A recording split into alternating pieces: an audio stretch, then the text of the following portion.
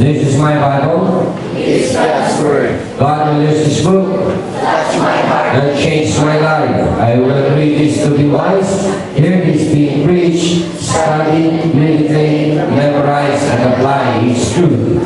For by this I will be blessed and be a blessing, and my God will be glorified. Okay, Matthew chapter 25. Ato ang springboard sa mensahe, but we will be opening up verses sa Bible na would relate sa ato ang tinguha karon o sa tinguha sa Diyos sa atong pagsimba ng mga butang na ang ayan atong matudluan. I am very happy that I am saved, that I have itabagong, na pili na kong mahimong gabayan sa ato ang pagsunod sa Ginoo. Amen? Salamat good kayo sa pagkamaayo sa Diyos na to. Kung wala pa ang Biblia, really, this blessing kung nasaktan karon would not be that motivating factor na kung it is blessed to be saved. Amen. Si Matthew chapter 25, gikan sa verse, basahan na to, gikan sa verse 19, taman gihapon sa verse 29. It's about stewardship.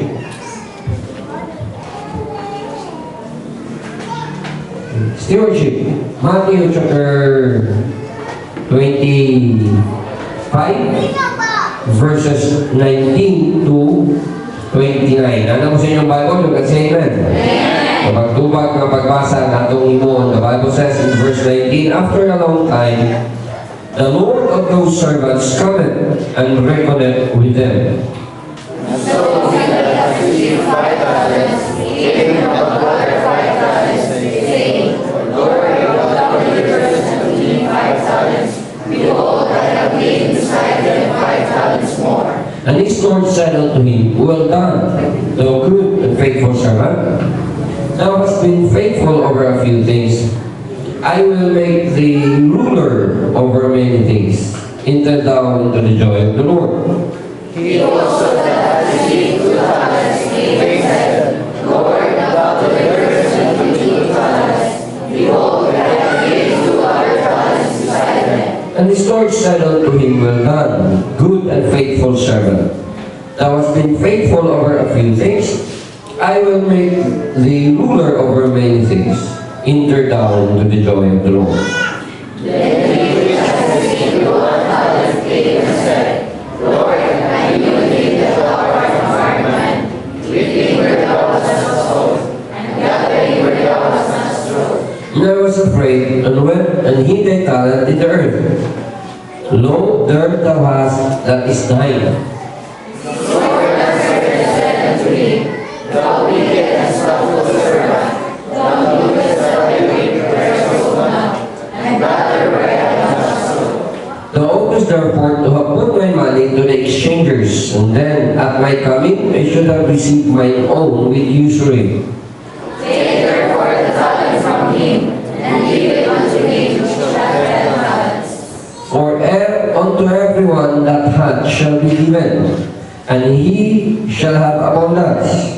But from him that hath not shall be taken away, even that which he hath. And Diyos mag-bless sa atong pahimbang karon. Ganito pa itong mga ulo, ipima itong mga mata sa mong kapalikod.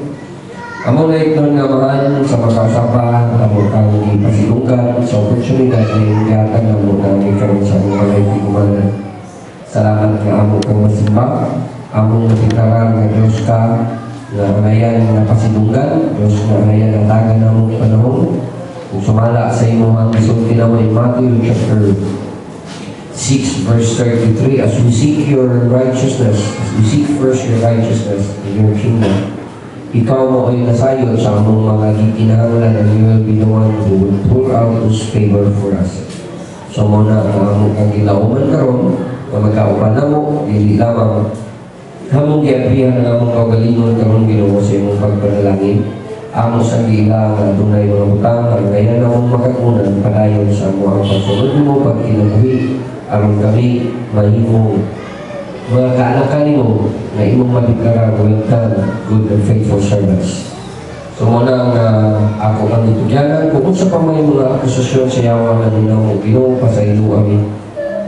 Reviewin ni Ginoo sa Kristo sa mga milig na tuguti nga sa akong pagtudlo karon sa imong mga katawan, sumala sa imong ibutang sa akong kasing-kasing.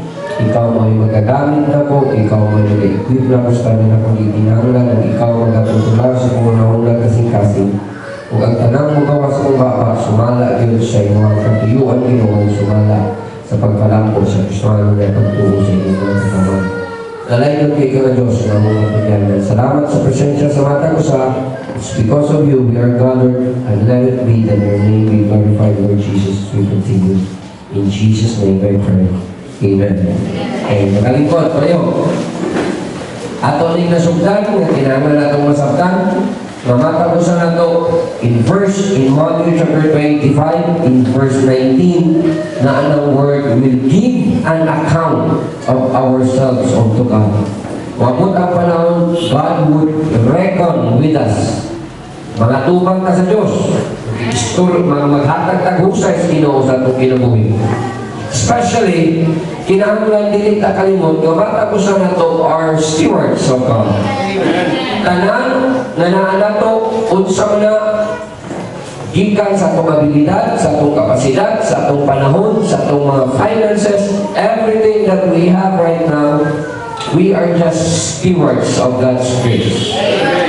Piniyalan naman ta, o kinahanglan natong masabtan ang pagkapiniyalan.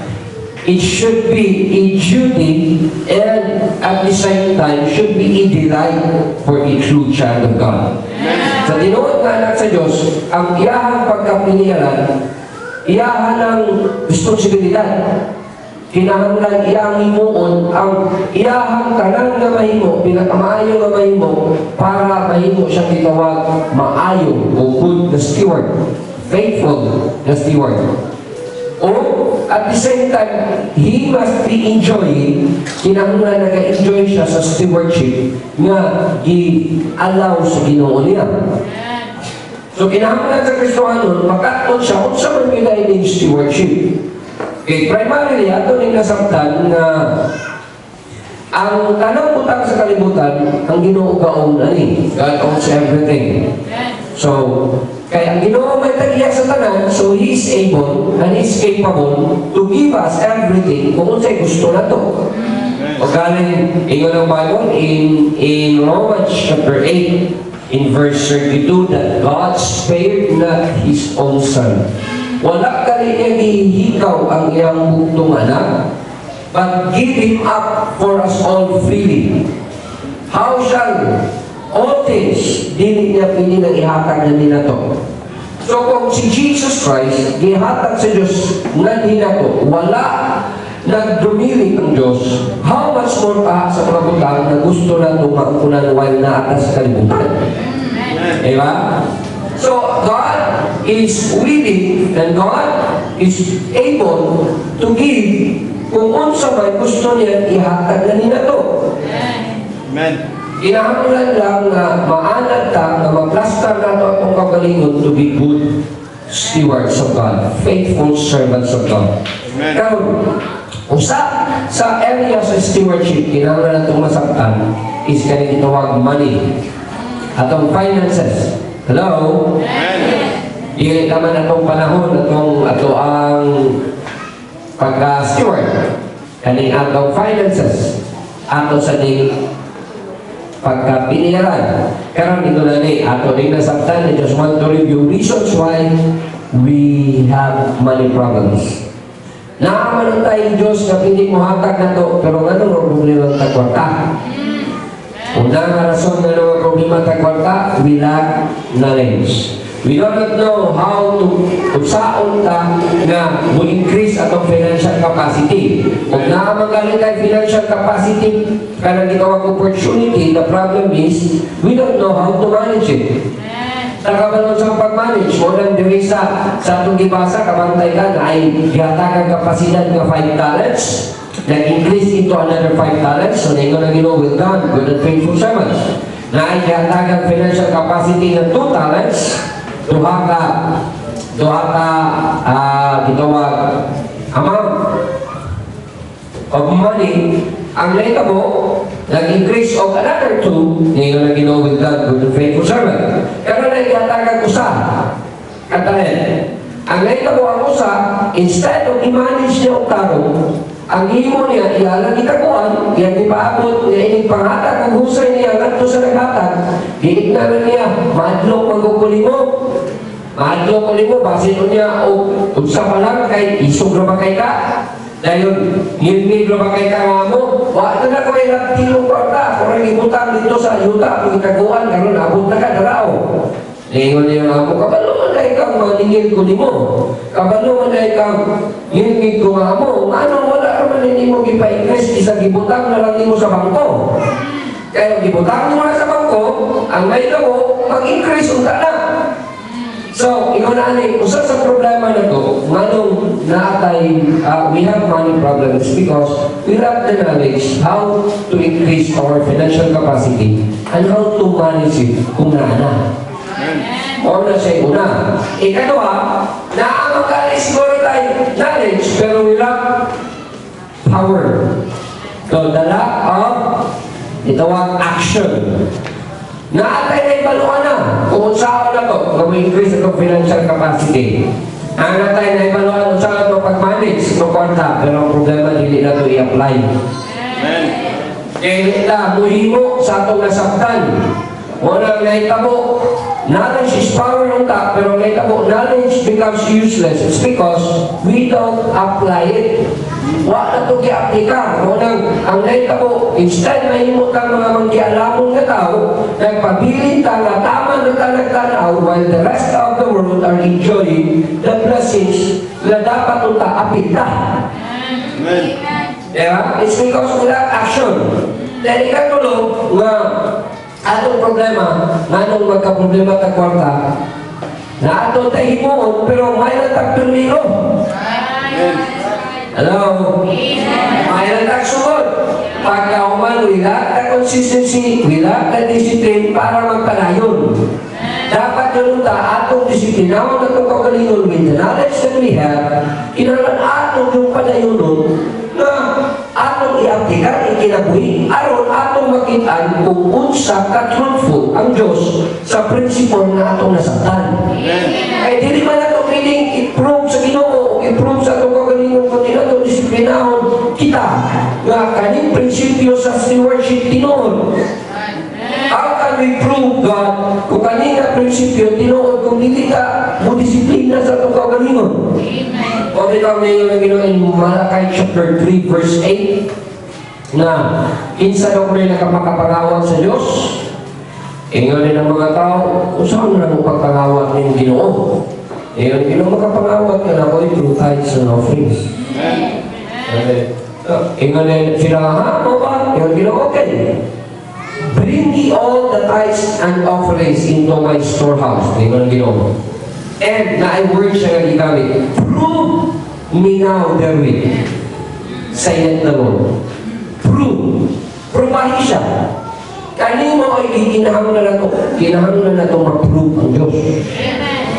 Nga kanino na nasaktan na ito, kanino isulti sa Biblia, tinuon o pili na maka-experience siya ta, sumala sa promise ang sa faithfulness, abot na ito. So, ang problema, hindi kayo mag-enjoy ko ka, then we have money problems because we lack the discipline. We lack the consistency. And, Pastor, pili bang nilita, di na lang punta na mga problema kwarta, di na lang nato ni una-una uling kwarta ba? Una-una na nato laing butang, pero di man sa iyo tahimo. Kaya ano?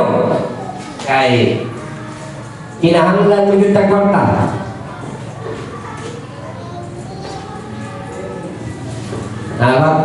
Reasons why we need money. Ang sa rason nga nang ikinangan tagwata, number one, we need money to live. Di ba na yung di ka mukaon? Di ba na yung di ka mananina? Eh kung di ka mananina, mani ka simbahan, makayawan ka mo. Hello? Oh, wasa kay kaon, mani ka simbahan, mas lalong kuyaw. Di ba? We need money to live. Ya, ang pagkaon, di ba napili na mo pagayoon na firme? Amen. Di mo man ang paliton. Ang salingan mo, di man mahimong pili na tamang-tamang, mauna lang yun na. Di man pili magmaoy ka pirmi. O ikatulog, o ilaba, o iskwila, di man pili na. Diba? We need money to live. Then not only that, we need money to grow. Gusto mo ta mag-increase. Gusto mo ta ang atong kinabuhi, atong family mag-grow. Ang ang kahintang mag-grow. Maka-accumulate of things that would make us conveniently samtang napatas kalibutan, mabuhi ka. Amen. Diba? Kailangan ka kwarta na. Di mapili mo kay kwarta. Then, ikatulong, we need money to help others. Mabot na bang panahon, yung mga ginikalan, may tapang mo. Yung mga anak, may tapang mo. E mabot doon nila, yung parente, mga yung nagtapang.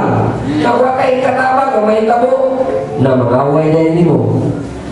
Usahay, di na rin katingkan. Diba? Yung anak na ko yan. Yan, nakapoy mga tao, bisa di mo parente, munuon mo ginanin mo niya, usahay, naamog kita tungod anak ka sa Diyos, naamog yun sa itong kasing-kasing, ibutang sa Ginoo, magkadiwag na yun niya, di ba ganda yung ito mo tapang? God is a giver. Diba? Ang Diyos, giver man. Yung tinuod na anak sa Diyos, maliwag kung gina sa Ginoo. So, maubitaw lang, ang tinuod na anak sa Diyos, magkatong yun na, magka-develop yung generosity. Kaya Ginoo, giver man. Pag ikali magka-develop mo ang pagkamagyatagon, mas hindi ka anak si Ginoo. Kuya mo na. Kailangan lang dili ka magkadugay. Instead na magka-generous ka, nagkadalo ka. Kuya mo na. Kaya ang Ginoo is a generous God. Kinaiya niya, gibutang niya sa imo through the power of the Holy Spirit. So magka-increase ka dapat sa inyong generosity. And we need money to help others. Saan mo na pagtapang? Hello? Dahil kuyo ka na, we need money to harmoniously live with others. Amen. Diba? Kasagaran awayan sa magtiayon. 90% mag-away magtiayon, tumus kwarta. Hello? Silingan, mag-away, tumus kwarta. Mag-isuon, mag-away, tumus kwarta. Pero daghan nga rin kwarta, di mo problemahan mo. Ingon na, pag ingon na, ako, wala na, sige, wala, pagkita pag ako. Anak mo kasimple. Hello? And uyo ka na, we need money for the future. No, wala yung kabalo na to. Mamatay ta anytime, pero bakit di pa ka mamatay uma? Nauna ni mo, tama na kang 25. Bakit tama na kang 55? Wala ka kabalo. Nauna ni mo, 40 ko, tama na yun. 40, patay na ko. Wala ka kabalo, himuon na yung 5 kino. You still have those future. Saan na mo? You need money para na. Masaktan na natulog. So muna, na ay lima every time na ay wabog yung mga finances, you have to understand this. It is given in your hand. Sa imong kamot, yatag. So sa imong kamot, hindi mo dapat hinugduman. Every time you have money, every time God would bless you. Every time God would test and train you to be a steward. I-test ka sa Diyos, i-train ka sa Diyos para may mong piniyalan. Hinumdumin yung 5. Una, every time you have money, you have to learn to sacrifice. Sacrifice. Naging kay kwanta, anong ikinahanglan ng kamo sacrifice? Ano mo na, pastor? Anong appeal mo na sa stewardship ng sacrifice? It's because giving is an act of sacrifice. Hindi niya sa iyo mo hatang. Dili ka sa iyong mutabang. Diba? Dili ka sa iyong magasto. Dili ka sa iyong o kung saan na ni mo pag-budget na mutanga. It's not easy. And every time na kay gamitan na it's not easy prioritizing things. Dili sa iyo. Dili sa iyo nga na ay maabot din mo na kay Panginoon, pero you need to discipline yourself to honor God. You have to give your tithes and your offerings. It's not easy. Every time na kay gustong palito, di man may imong dili nimo ipunan. That is sacrifice. So every time na nakin mabot nimo, you have to understand you should make sacrifices. Na yung mga butang dili na lang kamupalit tungod kay imong giandam ni para sa gitawag priority. Things that are priority. Na ay mga butang na gusto tali mo pero dili pa dapat, I have to make the sacrifice. That is stewardship. Una, naging mga bot, kung sa kay sakripisyo na yan ang gawin mo. Ikaw, hello? Ikaduha, it's about, stewardship is about possessions. Kung sa imong mga gipanagiya, it's about what you have right now, and what you have right now should be honoring the Lord. Kanang naani mo karon kinahanglan nakapasidungog na sa Diyos. Una is stewardship. So, buhat pa sabot, na kay panahon karon.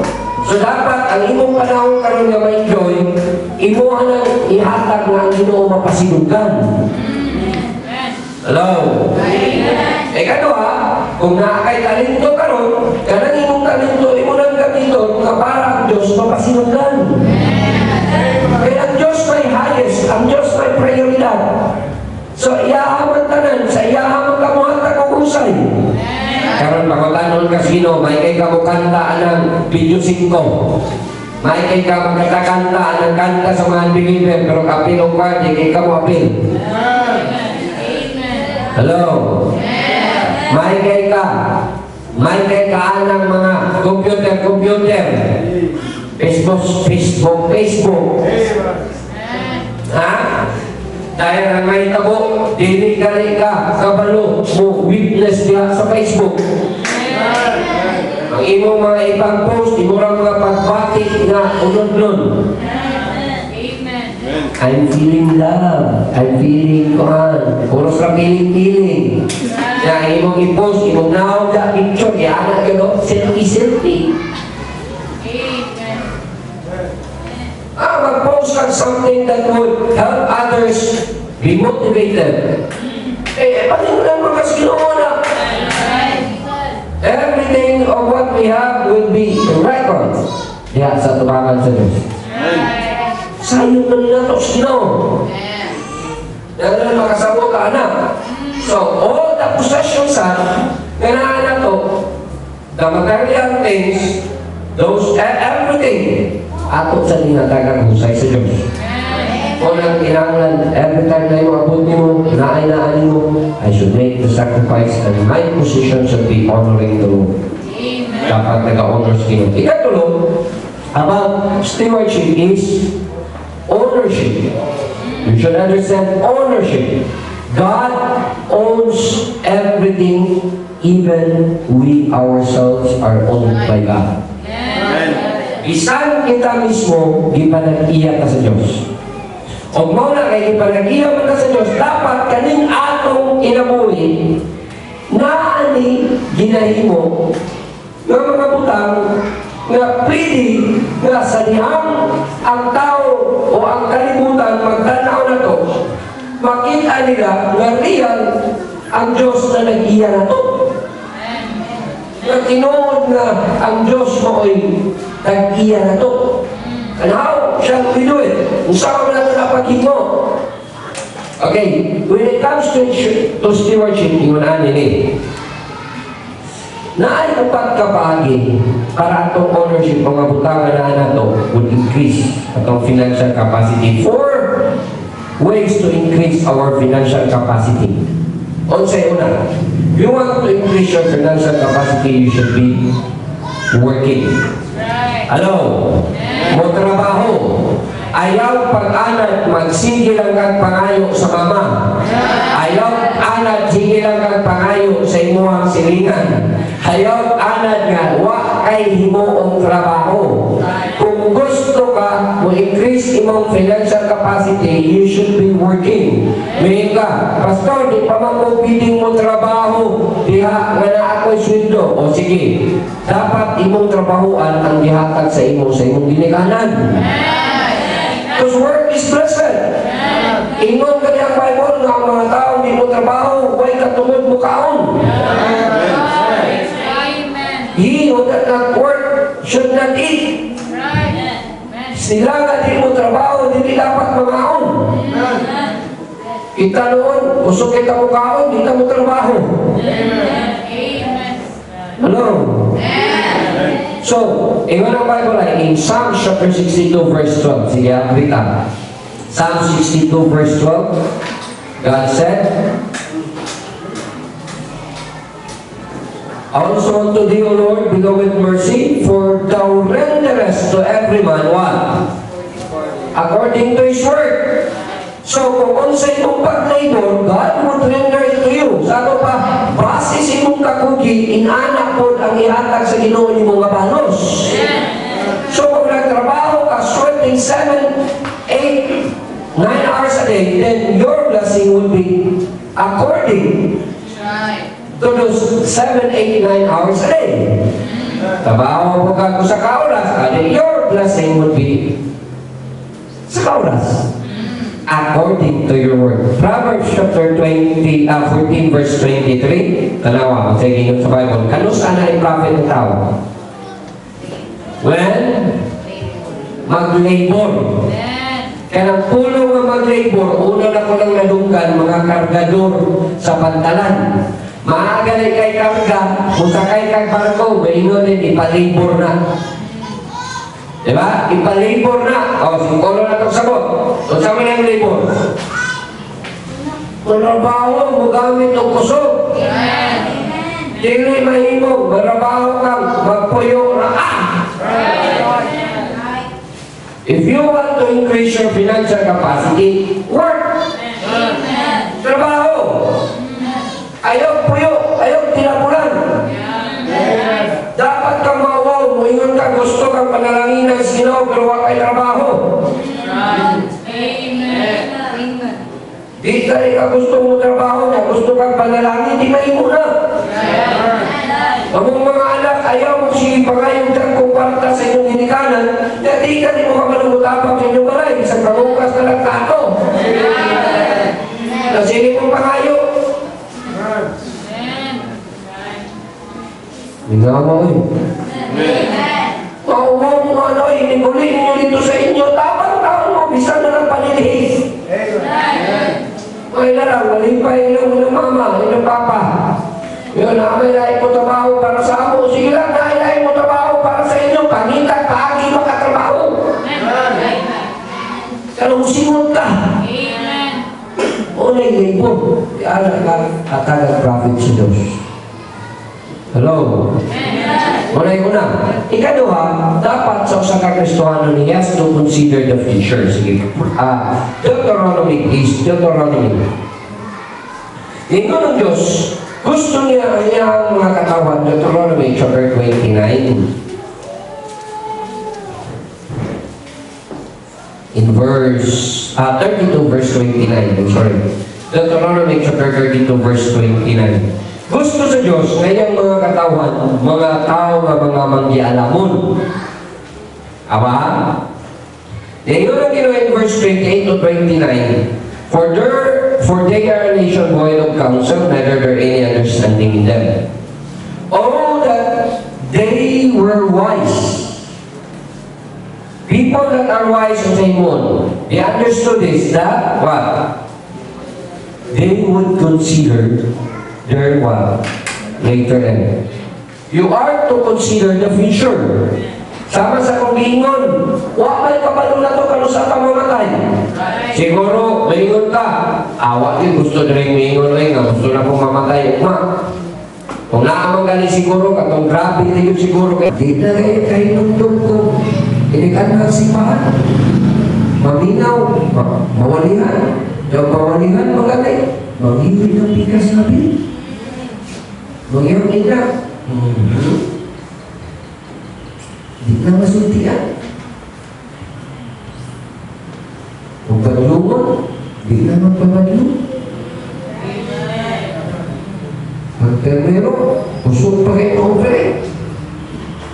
Pag na-online blessing, kahit na kayo, walihang over. Ano na?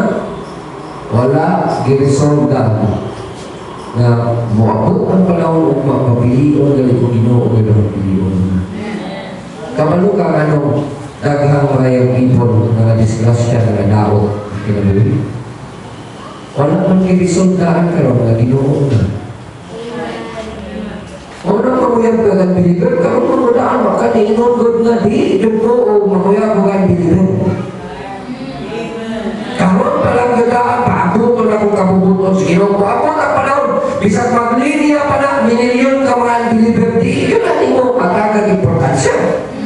Kaya isong kadaan karon. Pero wala kali kaanak giawan mo kaya kami nung kagalingon pilion akong Ginoo ugma. Apa ugma bisag kinahatan ng kagsigag ilong. Mangita na ng ilong na siga nimo ha. Musunod na rin ka mga batang ipangilunan.